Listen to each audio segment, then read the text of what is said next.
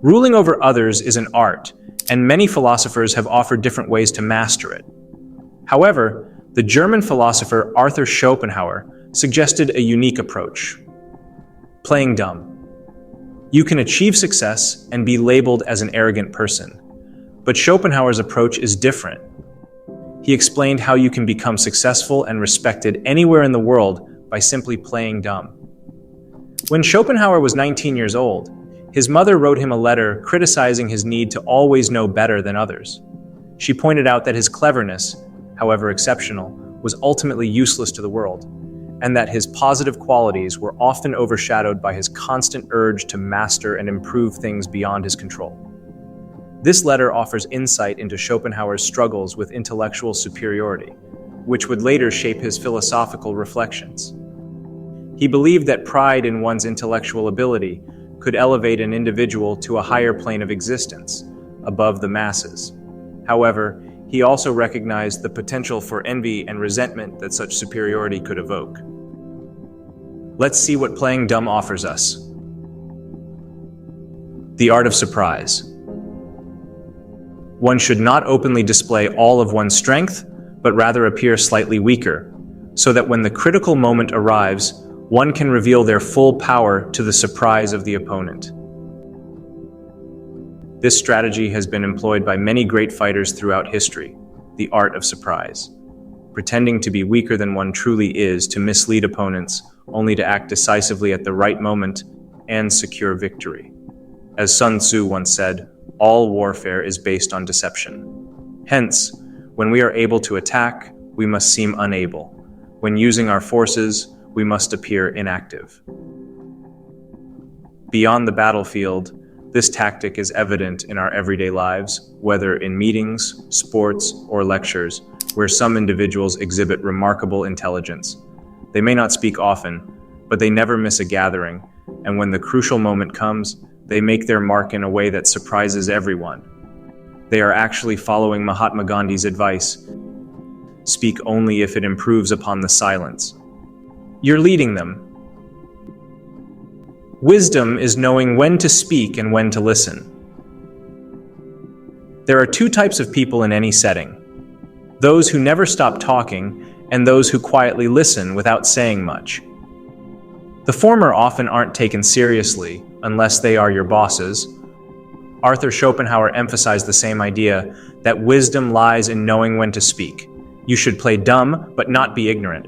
It's about knowing when to talk, and more importantly, when to listen. Plato put this beautifully: wise men speak because they have something to say, fools because they have to say something. By listening, you gather valuable information from everyone around you. Then, when the time comes to speak, you can offer the best idea, because you haven't missed a single detail. By playing dumb, you are actually playing intelligently. Letting them think they've solved their problems on their own. We are surrounded by individuals, our parents, teachers, bosses, whom we should respect at all costs. While our parents may make mistakes as they age, we should strive to guide them subtly, planting ideas in their minds so they believe these thoughts are their own. You might have seen professional athletes allowing a disabled fan to win a match after a bit of struggle, making that person feel as if they triumphed on their own. This fosters an environment of respect and dignity for everyone involved. In the workplace, we often have to manage our bosses carefully. We typically play dumb to avoid making them feel wrong, as this is crucial for maintaining our jobs. We don't need Schopenhauer's wisdom to navigate this. If we care about our work, we already excel at it. As Schopenhauer stated, to play the fool is the last resort in order to cover the defects of others. It's essential to protect the dignity of others. We are all human and have emotions. Constantly correcting people will only paint us as the bad ones in their eyes. Don't take the spotlight. Many of us crave the spotlight, which can be wonderful if we're already superstars. However, before reaching that level, it's essential to remain low-key. When you're struggling, there's nothing to show off. You're simply being vulnerable. Arthur Schopenhauer elaborates on this idea. suggesting that you should act as if you don't know anything until the right moment arrives. At that point, you can make your mark and capture everyone's attention. Until then, focus on listening and absorbing knowledge. As the saying goes, to enjoy the benefits of being seen as foolish, we must be willing to appear foolish to get ahead. In the Tao Te Ching, Laozi, the ancient Chinese philosopher, explores the concept of appearing weak or unassuming as a strategic approach. He suggests that true wisdom often lies in avoiding direct confrontations and refraining from displaying one's full capabilities. He states, "The sage wears rough clothing and holds the jewel in his heart." Similarly, Socrates employed a technique known as Socratic irony, where he pretended to be ignorant, to elicit knowledge and beliefs from others, ultimately revealing inconsistencies in their thinking. His feigned ignorance served as a deliberate strategy to challenge others and engage them in deeper philosophical inquiry. As he famously stated, "I know that I know nothing." Arthur Schopenhauer observed a peculiar weakness in human nature. People often overthink the opinions others have of them.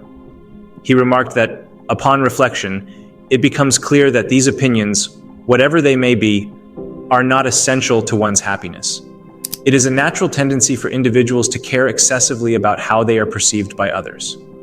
However, the goal should be to win people over by embodying humility rather than adopting a rude or arrogant demeanor. By covering the defects of others and making them feel as though they have resolved their own challenges, you are playing the role of the intellectually foolish. In doing so, you position yourself as an underdog, ultimately earning the respect of those around you.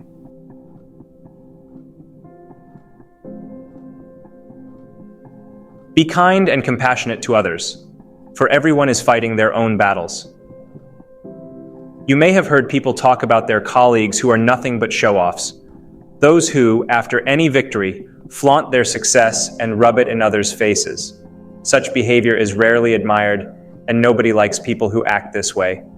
Frank Lucas put this beautifully: "The loudest one in the room is the weakest one in the room." Arthur Schopenhauer wasn't a fan of this either.